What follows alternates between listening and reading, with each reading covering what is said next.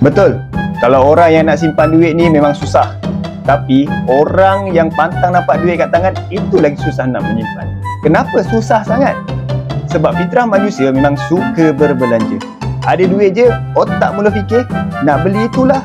Nak beli handbag baru, nak beli motor baru, silap-silap, nak beli kereta baru setiap bulan. Kalau anda yang jenis gatal tangan bila nampak duit, jangan risau.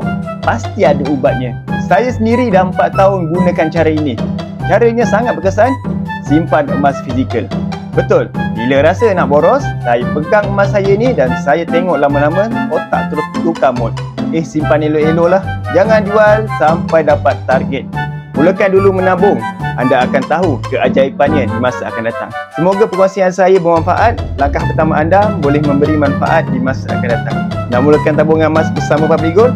Boleh isi beg biru, saya akan guide anda sebaik mungkin. Jangan lupa follow